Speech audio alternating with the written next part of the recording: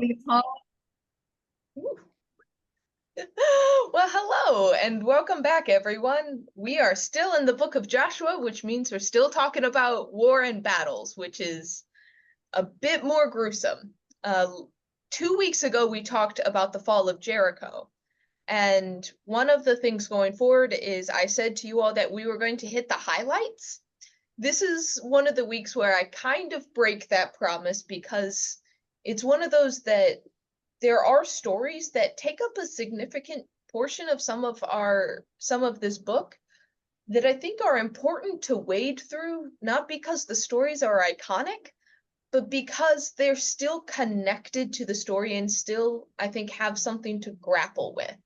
And so today is one of those stories where it's not famous, and I think it's not famous because it's not as pretty as the fall of Jericho, or not as like storybook telling as the fall of Jericho. So I'm curious what you all think about IE and this story that goes a little bit differently from the former one. What do you all think? Just some initial impressions for today.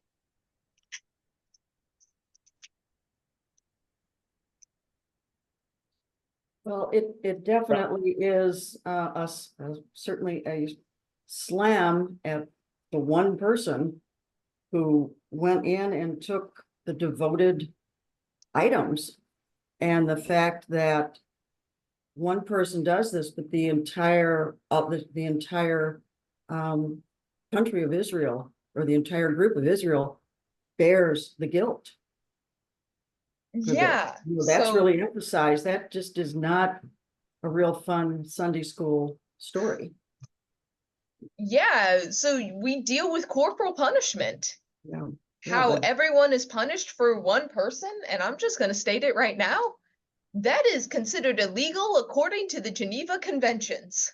And so God is not abiding by the Geneva Conventions right now, which is like, we get to talk about that. Other thoughts for this section? I think the Geneva Convention came later. I know, she's being facetious. Yeah.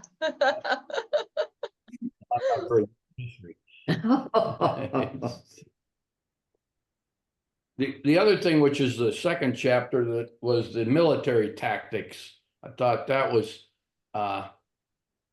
it was enlightening, amazing that they use the tactic of ambush, sending the group ahead to lie and wait until they decided that the enemy decided they were going to chase them all out and kill them again outside the city. Mm-hmm. Right. So this time, or that kind of brings up the question that I told you we're going to be asking a lot is, who is doing the fighting? And the other question is, who is doing the idea generation in this story? Like, whose idea is the ambush? Who is kind of calling the shots of like how the military campaign's going, and who's actually doing the fighting this time around?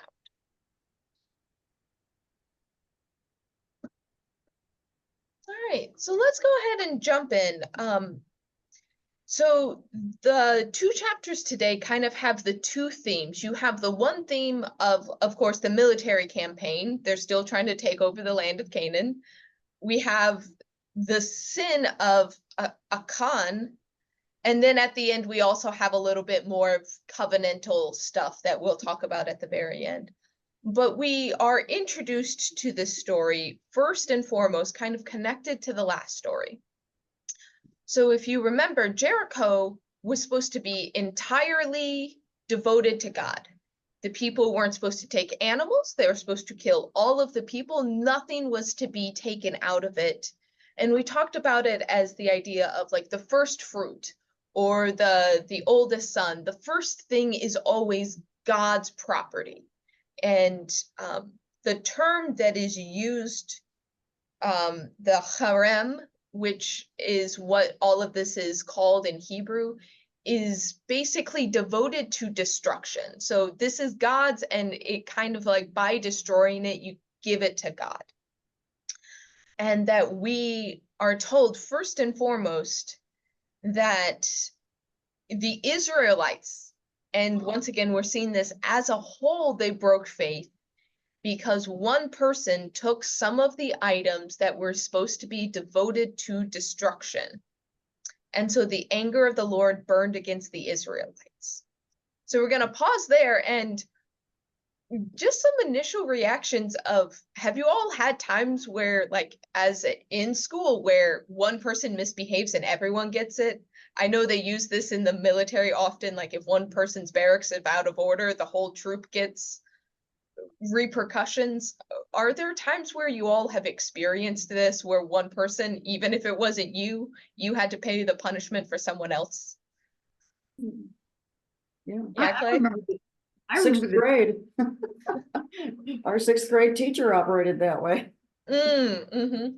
She expected top notch from everyone, and I think it was to help us all keep each other on top or in line or whatever. Well, I hadn't thought about that in a few years. Right. Gotcha. Joanne, what were you gonna say?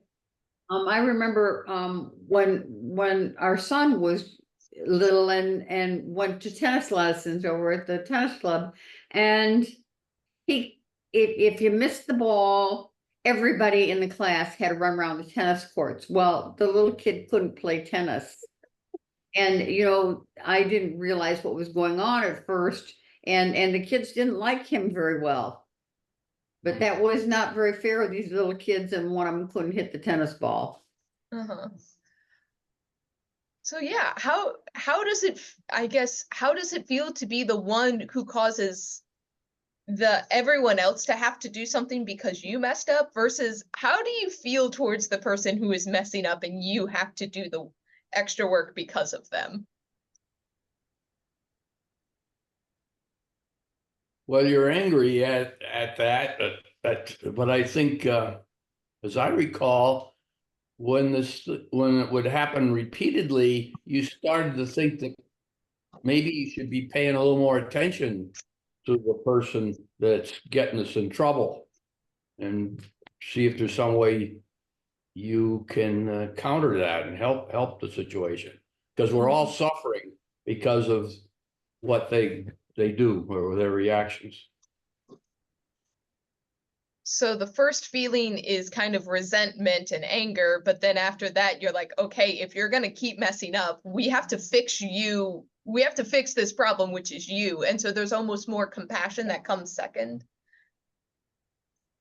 I can't remember specific, but I remember that as being a thought process, a process that we, I guess it was went through, that we had to work with Hunsinger and see if we can't get him to behave so we don't all get in trouble all the time.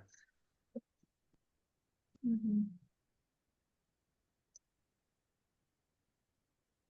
Yeah.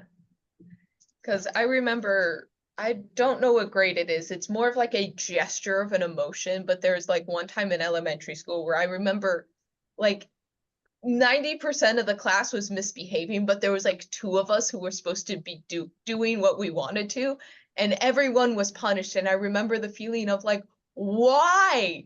Like, I did what I was supposed to. This isn't fair. This isn't right. And I think it feels different when you are like the one of like a very few who's done the right thing and everyone gets punished, versus like everyone gets punished because one person did it wrong. And so that we're just told that is going on. The thing to remember, which I comes into play with the dynamic that's going to pick up next, is if you have taken something that is harem, you yourself become harem. So if you take the thing devoted to destruction, it almost works like a contaminant, where all of a sudden now you are going to be devoted to destruction.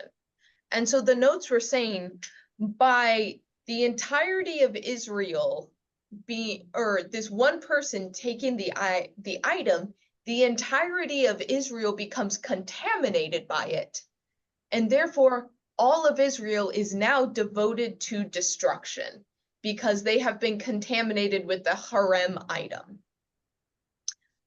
And so they come upon Ai, which Ai is interesting because the AI name means ruin.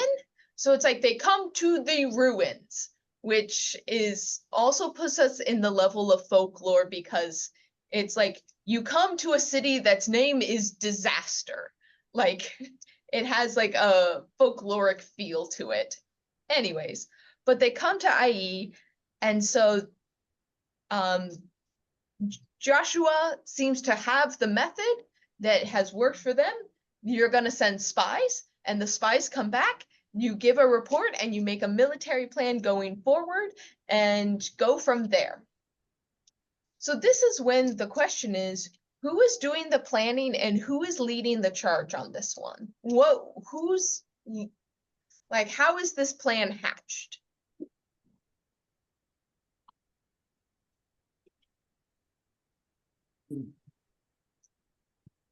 A different way to say it is, how is this plan different from the plan to take Jericho?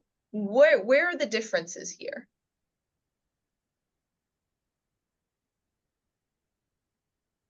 Well,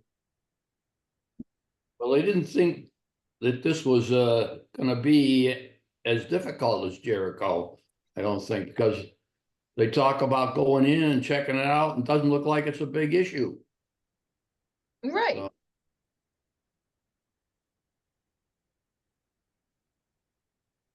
Well, according to the first part of chapter 7, the anger of the Lord is burning against the people of Israel in this one, rather than the opposite for Jericho. Right. So God's angry with them. You already got a strike against you on that.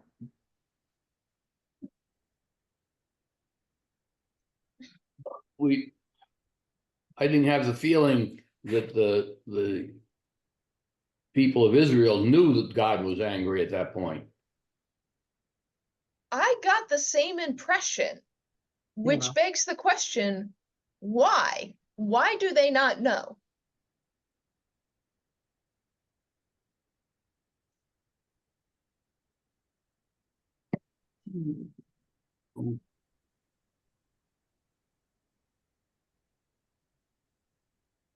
They may not have known, I guess they didn't know that one amongst them had taken the loot and buried it in their tent.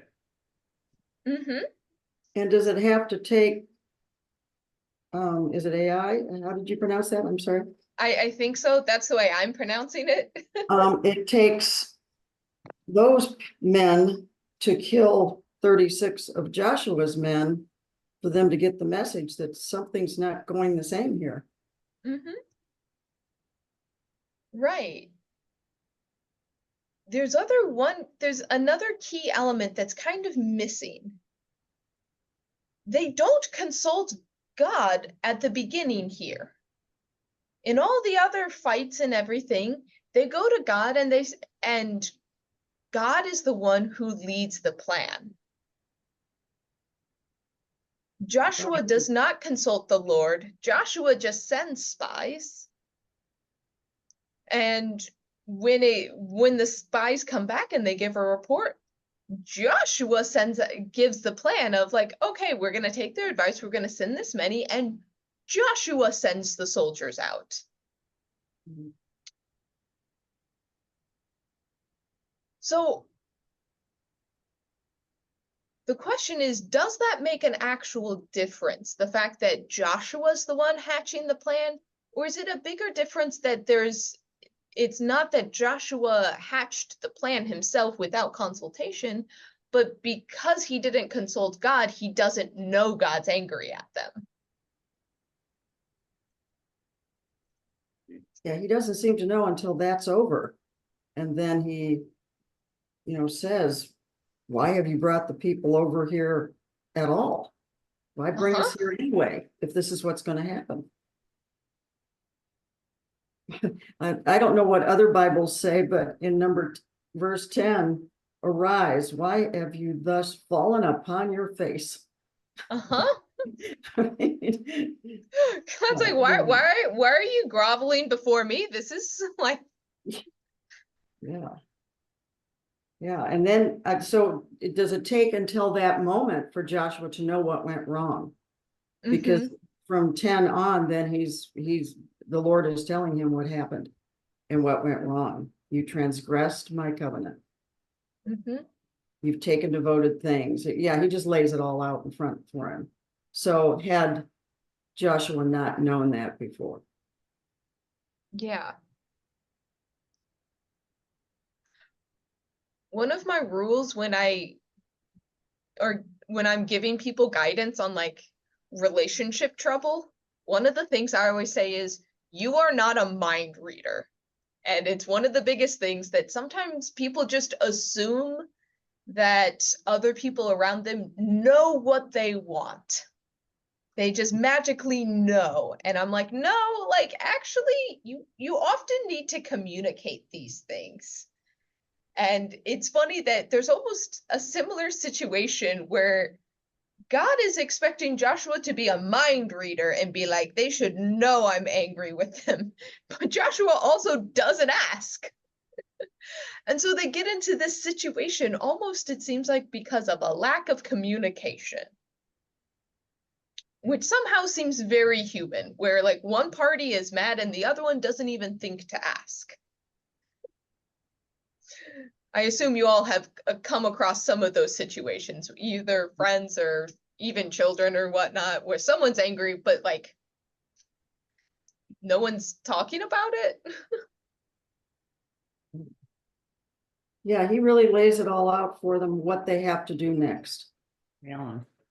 She dropped off. Mm-hmm. So what do you think of the what to do next? You have to not only destroy the objects that are harem, but to like cleanse the nation. They stone the guy who took the stuff and his family and his like animals and oxen. They stone him and then they burn it all. What do you think of that response?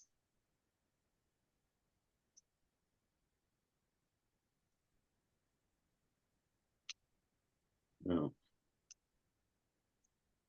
It's a bit brutal, isn't it? I don't see the logic of wiping out the whole family. But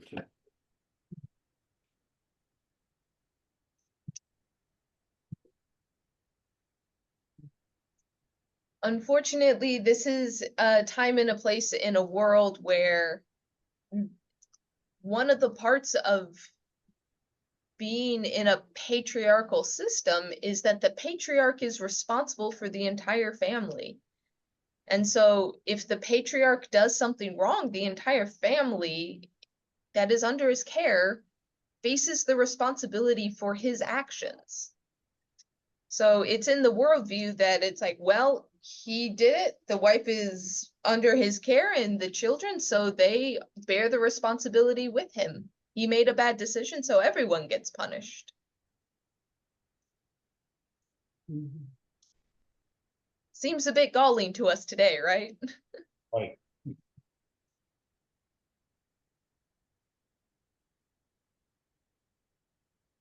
So how do we deal with things differently? Because stoning is not legal in the United States. And before we'll give anyone the death penalty, there's a lot of legal hoops we jump through beforehand.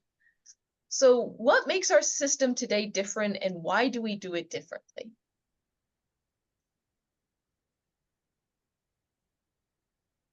Stoning seems barbaric. Mm-hmm. sure. No. So what about it is barbaric?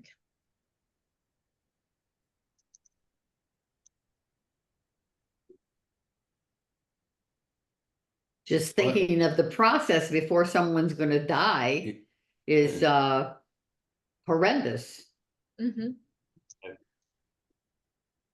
Yeah, it is a particularly painful process. And so it's one of those that theoretically our system of putting someone to death in our modern society is meant to be not to not induce suffering.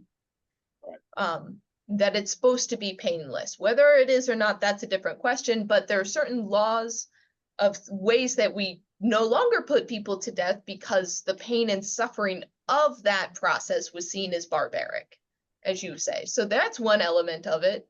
Is there another element that just seems over the top for our modern world? Well, step after step after step of bringing everyone out and doing this over and over again in public, a very, very public humiliation that they know where it's going. Everyone knows what this is leading up to. And I don't know if it makes a difference, because I really don't know. We are based on Roman law. So, you know, when did the Romans ever stone people? You know, so there's a totally different cultural approach Yeah. to that. So let's pause and take a moment and talk about how they came to understand who was responsible. Because there's an element that I didn't get until I was reading the notes. Yeah. Yes, because it tells you at the very beginning who it is. Right. And yet it's not discovered until verse 16 on, you know. So what they do is they start with basically, so they bring out the tribes, tribe by tribe, and they walk it by the Ark of the Covenant. So remember, God is standing on the Ark of the Covenant. So God is kind of acting as judge. What's going to happen is in the breastplate of the priest, there's those two stones that we've talked about. There's a white one and there's a black one, and then there's a word on either side. Which means that when they toss the stones, God is going to influence how they fall, and it's either going to give a yes or a no answer. So it's basically a coin flip. And so some of the people of each of the tribes would walk before the Ark of the Covenant. They would flip these stones, and it would be like, okay, no, okay, no, okay, no. Oh, this one, tribe of Judah, it says yes. So it gives a yes answer to the tribe of Judah. So you go slightly smaller. And so you go by the clans. So you go tribe, clans. And so you walk the clan leaders in front. And once again, it's like, okay, it says no, it says no, it says no, it says yes. Okay, so it's in this clan. All right, so let's walk the families of the clan. And so they walk the families by, and it's no, no, yes. And so they're kind of narrowing down by a way of yes and no. And so that's kind of what they're meaning by preceding the families in front of the Ark of the Covenant. And it's basically like flipping a coin every time, and God's going to influence whether it's heads or tails to show you who is responsible. And so when it flips yes in front of Achan, he then confesses and says, yes, it's me. I'm the one who did it. But you're right, Clay, in this process, it is a very public process. And you kind of get the nerves of like, oh, like you almost wonder if it was another clan in the tribe of Judah, and all of a sudden the Judah clan is all said yes, and you're wondering, was it one of our people? Like what happened? And then all of a sudden you're wondering about your people and your clan and your family.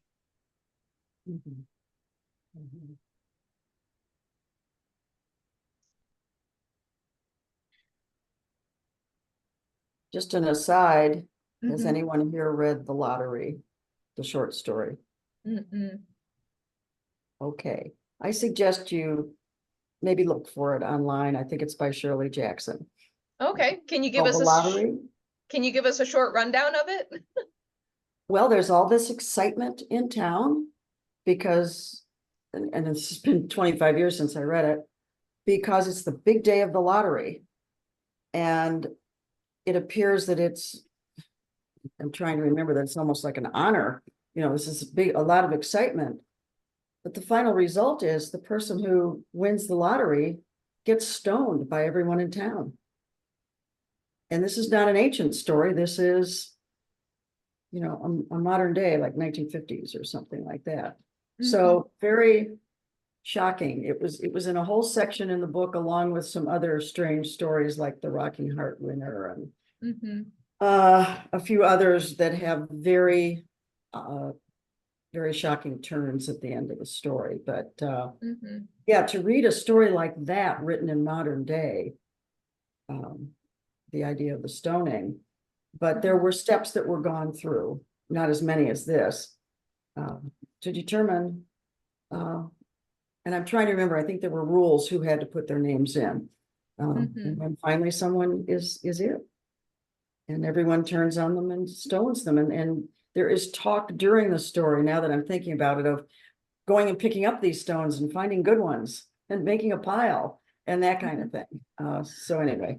I think that's the other part about stoning that always puts me on edge is stoning means that like most people in the community literally have a hand in it. Like it is a participatory death where there's distance between a lot of the death we see in modern society, where, I mean, because our tradition is in the shadow of ye who is sinless, throw the first stone. And we kind of have this idea that like, we don't, even if we think that someone maybe, I'll put it out there, I am not in favor of the death penalty personally, but even in like, we do live in a society in which the death penalty is a reality, but we still tend to want distance from it. Like, we don't want to participate in it, even if we think it's deserving. Versus it's different when you can look someone in the eye and literally throw a stone that you know has the potential of killing them or like participating in the death. We seem to be uneasy with that side of it, where we so rarely participate in death in a way that is like eye to eye. I think you put it very well, that that's the power in this particular short story. Right. It's building up to all of that you are a participant, and but the way it's done, the way it's written, you really don't realize till the end what is going to happen. Okay. Not that you'll get a lot of joy out of reading this story, but I think you would find it. It must have been powerful because it sticks with me. Right. So after that situation is dealt with, and in a way, the death, the stoning, the death, the burning acts as a sacrifice to cleanse the rest of the people. So now all of Israel is not devoted to destruction. The ones who were have been destroyed. So God has received God's offering. And so now the second attack on Ai is different. So starting in chapter 8, it begins the second attack. And so how does this one proceed differently? It starts right out with, and the Lord said to Joshua. Right. Chapter 7 started out with Joshua saying what was going to be done. I didn't really notice that. Okay. So rather than the Joshua just kind of being the military leader, God once again kind of steps into that military leadership seat of, I have a plan and here's what we're going to do.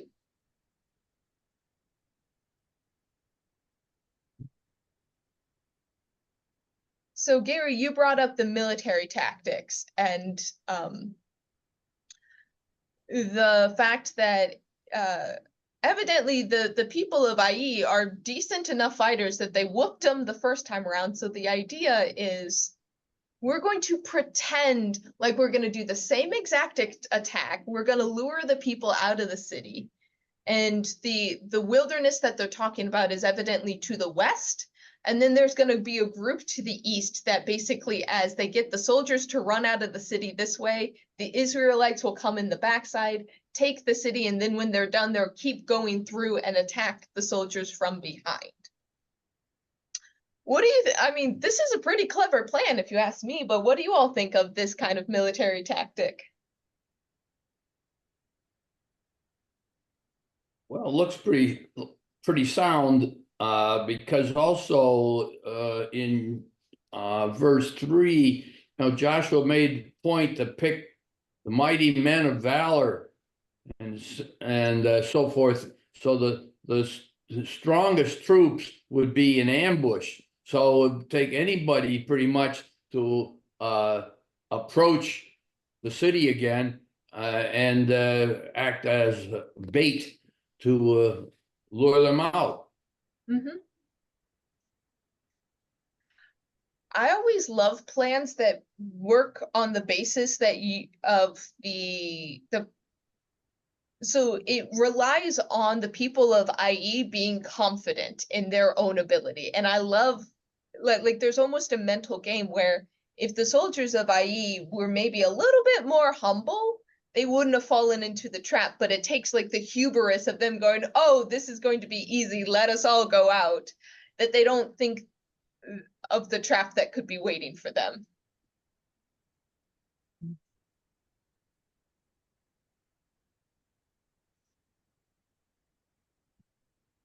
And so, much like the other time, it says that they're successful, that taking the people of IE fall straight into the trap. They do exactly as is expected of them.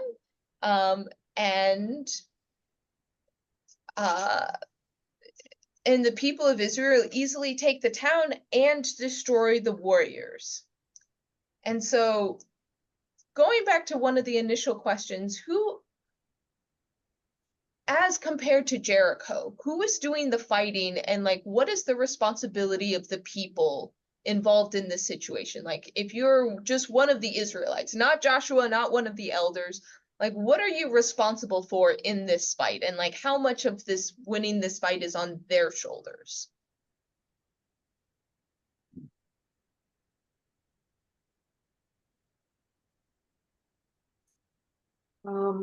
I'm not sure, but maybe the fact that you're setting up a normal encampment, Mm-hmm. make everything look normal. And yet this ruse is going to be going on. Mm-hmm. So maybe make it look normal to the other city. I don't know. Yeah. There's a lot to take in.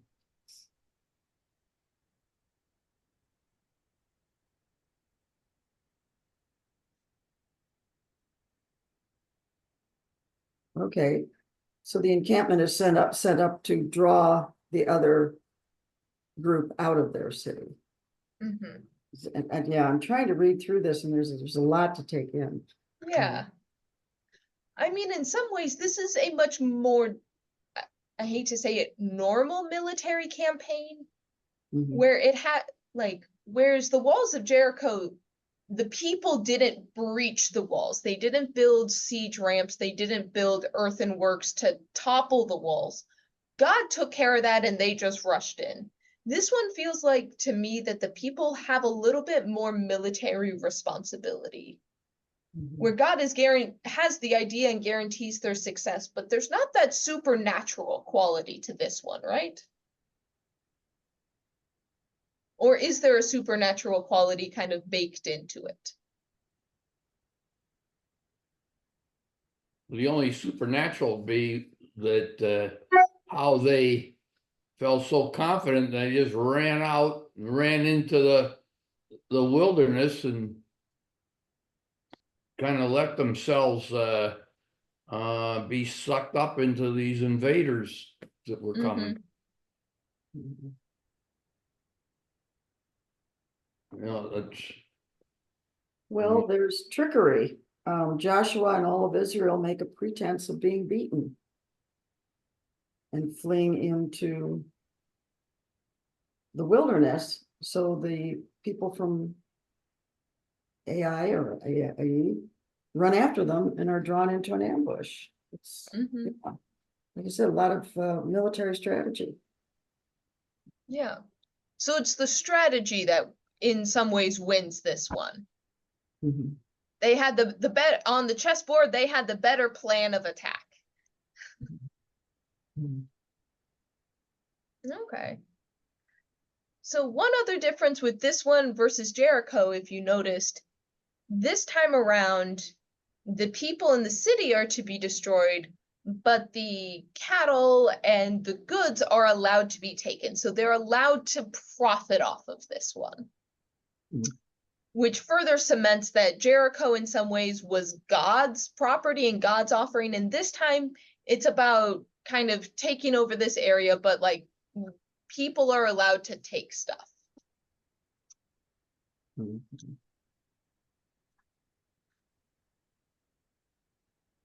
Yeah, I went back and listened to the group from 2 weeks ago, just because I forget a lot in 2 weeks. And that was something that I had forgotten about and found interesting, was the whole idea that you explained about the firstborn, and that Jericho became like the firstborn city, everything destroyed and turned over to God. Yeah, and now they could go on and win cities and do what they would usually do with them. Right. Yeah, the only thing they're not allowed to do basically is take people as servants, which was a common military practice. That like you would kill the warriors, but the families could be, I mean, that's in some way human labor, like keep the families. But here we see once again that God is telling them not to keep the families because of God doesn't want them to mix with the local culture, basically. Mhm. So then this chapter ends with Joshua renewing the covenant. So I did not go back and verify this. Evidently in Deuteronomy, there is an instruction to set up an altar of unhewn stones. A reminder, because we've talked about this before, the idea behind the unhewn stones is that these are stones not cut by iron tools. Humans did not make them, which means, or like when you start getting into like humans made them, you get closer and closer to an idol and worshiping the handicraft of humans. So instead, it's one of those that you're going to find a big rock that God made, not humans made. So you don't worship it, and you're going to set it up. And what they do is they take these big rocks, they cover it in plaster, and then they use the plaster to write the book of the law on it. And so there's an altar in which, once again, uncut stones, they're going to set up some rocks to make a table, and you can offer sacrifices on it. And so they have an altar, and half the people are going to be on Mount Ebal, and another half are going to be on Mount Gerizim. And you're going to do an offering of well-being, and you're going to carve the book of the law on these unhewn stones, and everyone is going to hear it again. Some details that are just interesting, because of both, or one of the things that clues us in is in verse 34, he read the words of the book of the law, that the blessings and the curses, which indicates to us that this is just Deuteronomy that they're reading, because the other books don't really have the blessings and the curses. And in 32, the law of Moses that he himself wrote. So it's not that they're starting with Genesis in the beginning and reading all the way through Deuteronomy. They are just reading Deuteronomy here. So the laws, the sermon that Moses gave, the blessings and the curses, and this is the first time they're reading it in the promised land. And so we talked about some of the blessings and the curses, which basically tells the people, so here's how you're going to hold on to the land, and here is how you're going to lose the land. So what do you all think about hearing? Do you think the people heard it differently versus like at the foot of the mountain looking at the promised land versus now standing in the promised land, hearing these words and being able to see a 360 view of the land that God is giving you, and hearing the blessings and the curses and the rules you are to follow? What do you think is going through their heads as that this is happening? Well, they've had both blessings and curses, certainly at this point, with this particular town and battle. So. Yeah, I say would think more. it would seem very real. No, just the fact that it should really hit them as not just words, but we're experiencing this. Yeah. We know firsthand what happens when we do what we're told and what happens when we don't do what we're told.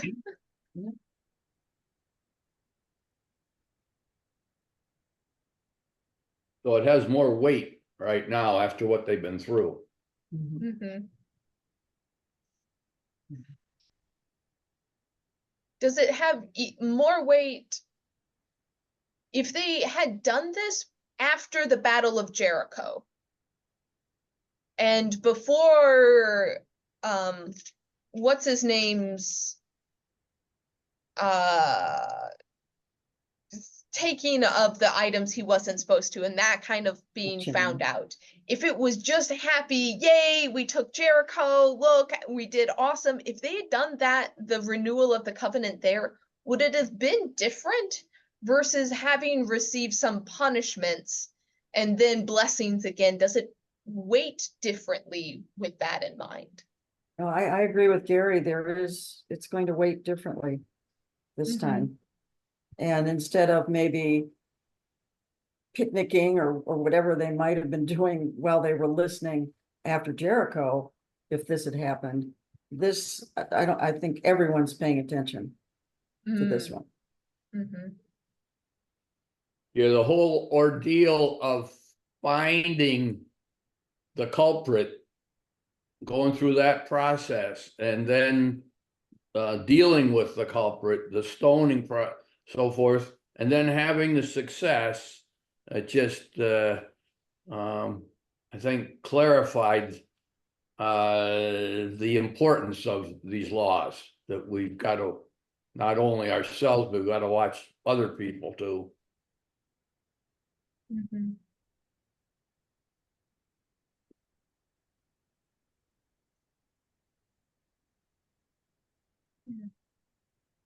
I was gonna ask you one thing, Chris. My book indicates that this section interrupts the narrative of the conquest. Mhm. And that it was probably not original to hear that there's this jump between chapter 8, verse 29, and then connecting with chapter 9, verse 3. But this is an interruption of the narrative. I just wondered, Oh, 100% it this is. would, why, so we're commenting on how would the people have reacted to hearing this? Would this actually have been done? Or was this just assumed? This would have been done at this point and they stick it in here. Mhm. So here's the logic of why we kind of know that this is an interruption. Once again, there is an archaeological site. By using some of the coordinates, you can kind of see that it's southwest of here, it's east of here. You can kind of geolocate because they give enough description. And they, let's see. When was it a city? Oh,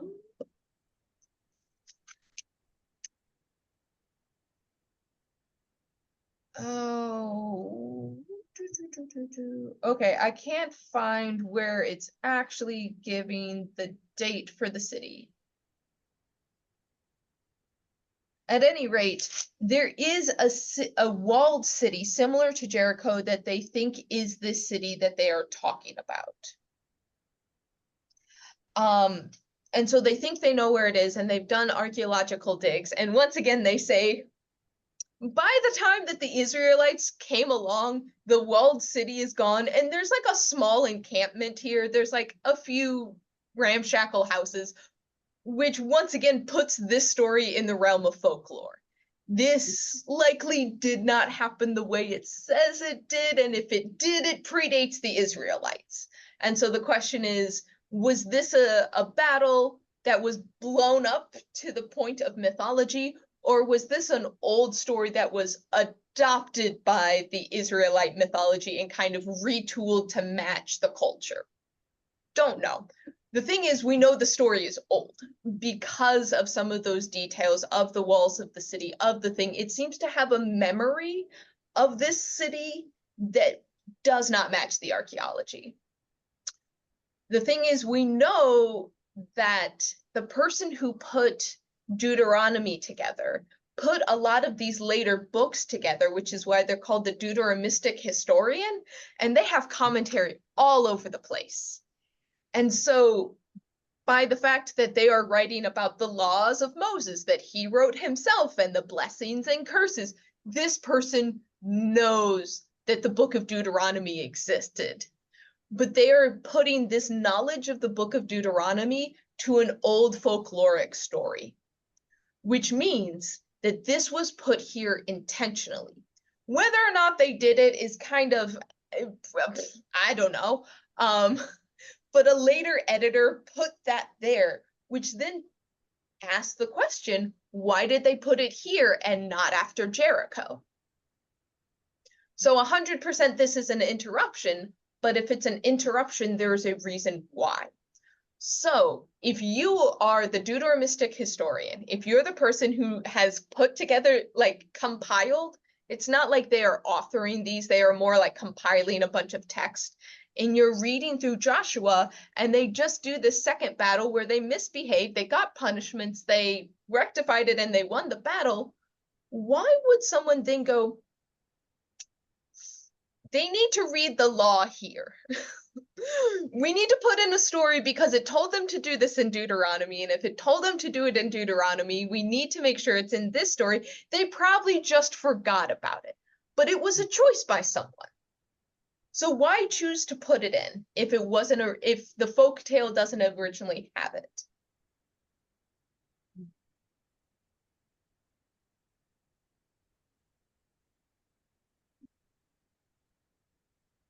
I do not know. It's a critical element of the whole culture. It needs to be brought forth again so that they, if possible, they don't make the same mistakes.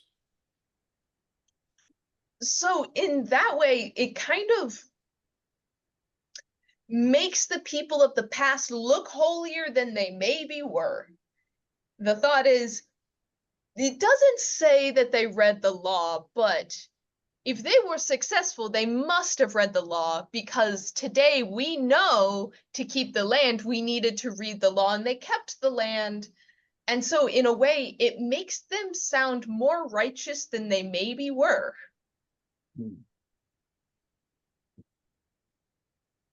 Sometimes we like to sanitize the past because we have kind of an idea of what they should be like, which doesn't match history. Two facts of ways we've done this in our own history that I find fascinating. Describe to me what you all think of when you think of a pilgrim. What are they wearing? Clay, I think you may know where I'm going here. Yeah, I mean, the hats with the buckles and the shoes with the buckles and, you know. Yeah. What Definitely. colors do they wear? Black. Black and white. Turns out black was an extremely expensive color and a show of wealth. Most pilgrims couldn't afford to wear black clothing. There's a lot of brown, and the most popular coat for women to wear was bright red. They all had red coats on them, which is completely contrary to our very modest idea of what the pilgrims looked like. The other thing, and I love this, this comes from a professor of mine who did specifically research about the women's history in religion. And she was trying to figure out where women kept records, because we have a lot of the men's records. And she's like, where did women record records? And she started looking at recipe cards that women gave each other and the records of midwives.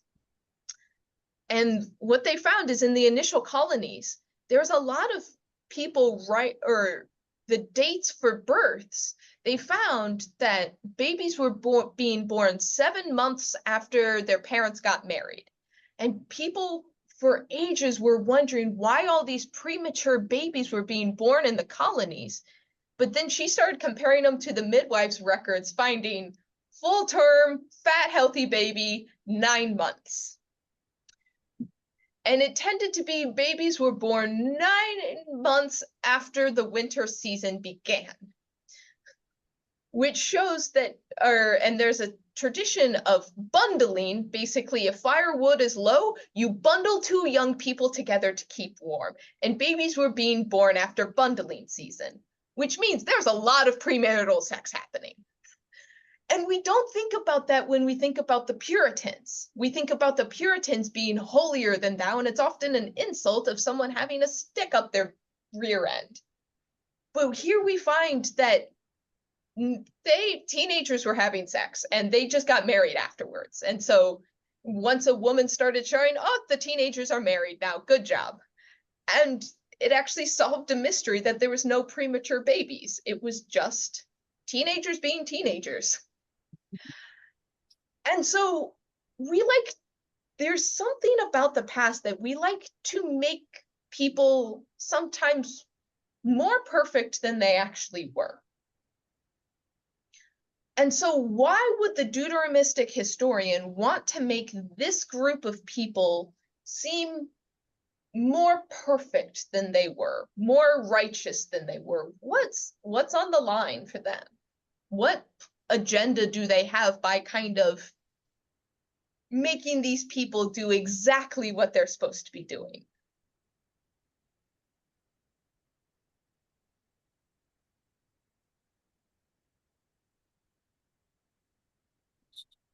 You're trying to establish a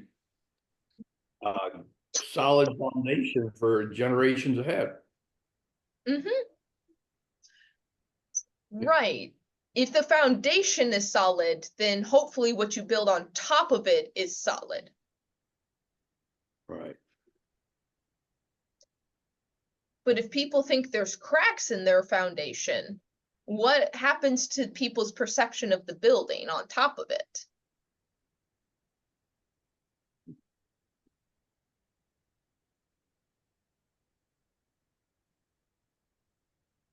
They're just not comfortable with it. Mm-hmm. Yeah, I'm just reading my introduction to the book. And it says, for later generations of Hebrews, as for the modern reader, the chief value of the book is less historical than theological. In the witness it bears to Israel's faith in a God who intends to establish his kingly rule upon earth, who clearly has exhibited power to do so, and who summons his people to share in the triumph of his kingdom by accepting the covenant which he offers to them. So I guess I should have read the introduction. So in a way, by making these people follow God's rules more than they may have actually done, it's almost remembering a glorified past. Remember when we followed all of what God told us to do. Remember when we did what we were supposed to. Remember the good old days is in a way what it's doing. It has a nostalgia to it where, you know, these young people, they don't read Deuteronomy like they should. And if you remember, the Deuteronomistic historian is doing this in Babylon. They are very much thinking about the good old days.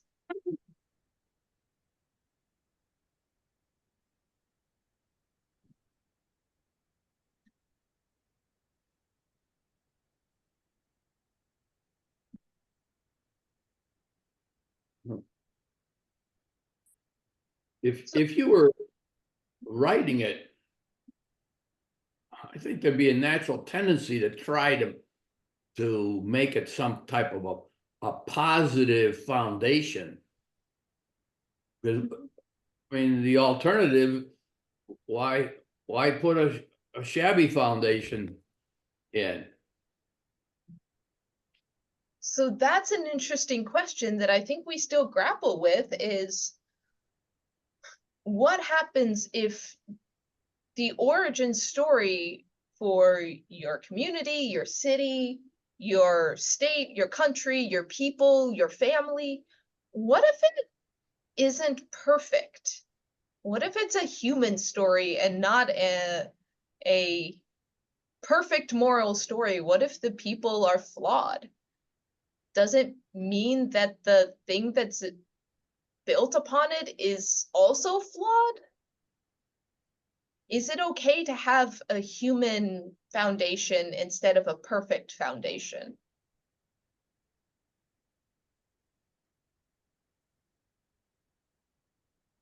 I think it is, but I don't see that this is assuring the reader that these people are all perfect. They've already sinned so many times that I just don't think it hurts to put it in there again. Okay. So if you're a people in exile and you feel like you're being punished, like maybe you did all the right things, you always went to celebrate the holidays in Jerusalem like you were supposed to, you always did your sacrifices, and you're being punished and you're told it's because there were sinful people in Israel, and you're being punished for your community's corporal sins, and you're in Babylon and you're going, why? And you read this story of like, hey, well, there's a guy and they punished the person who did the wrong thing, even though everyone was punished. And then look, things went well once they did what they were supposed to. What ideas does it give the person who's in exile reading this? What is on you? What are you hatching a plan to do if you think you've done everything you should have, but other people haven't?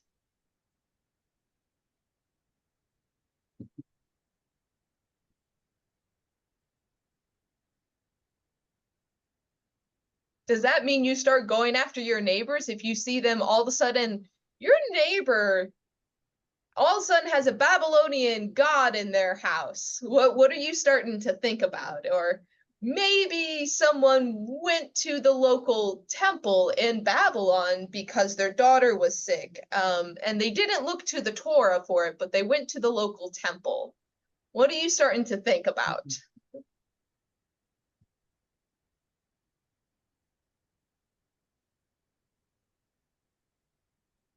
Yeah, you're pulling away from worshiping your God.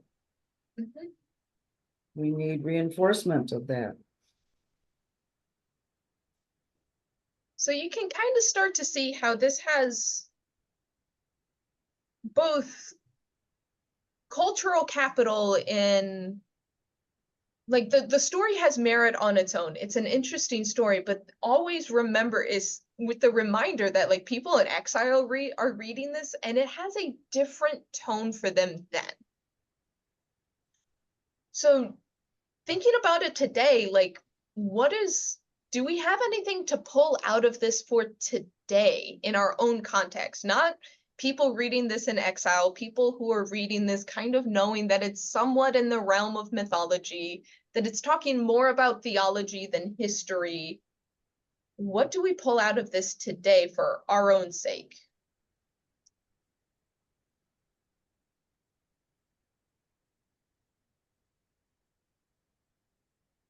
Well, while you were talking, I don't know if I was really on target here, but at what point does your neighbor's sin become your concern or your sin by allowing it to exist or continue? So are there things in our life that we are influenced by the actions of our neighbors? Yeah. Or the people in our community? Do we actually get some of those that corporal element?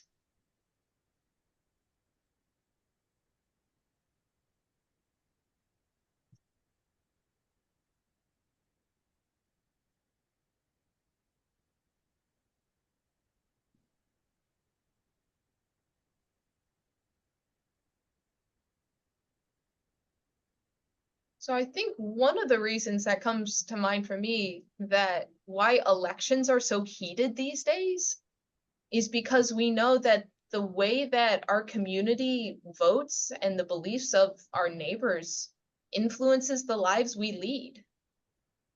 That maybe it's not the way they worship, and like if someone, like theoretically, if Logan was convicted of tax fraud, that doesn't necessarily, actually, no, that one may actually affect me, but but theoretically, each person who breaks the law is responsible themselves. You don't punish the kids of lawbreakers, and you don't, like, everyone's responsible. But the rules we choose to live by as a society, we are affected by them, even when something that we don't agree with passes in the land as law. So we still have this corporal element where we are affected by our neighbors' choices. Right. True. Just not in a punishment sense necessarily, but in a legal sense, we still are.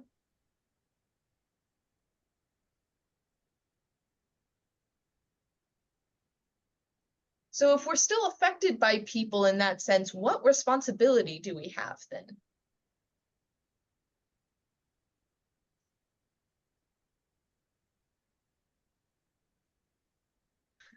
Do we stone our political opponents? I was just gonna say, you live your life the best way you can.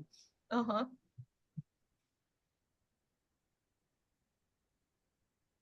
But at the same point, there is a point in which you can't isolate yourself, and you have a responsibility to the community, to society, to maybe many others that are feeling the same pain, Mm-hmm.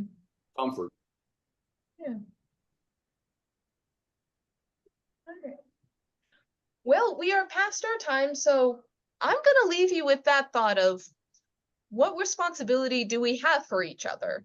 And maybe not our success in battle, but our success as being a society where people can flourish. Because I think in the end, the idea of taking over cities, like, it is brutal, and it is the ancient world where it does seem like winner takes all. But in the end, they are after a good life. So in the end, our question is, like, for our society today, if we're after a good life, how much are we responsible for the people around us, their ideas, their actions, their opinions, in pursuit of a good life for all people? So, but with that, can I pray us out for today?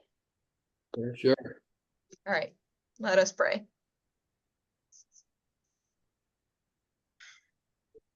Gracious and loving God,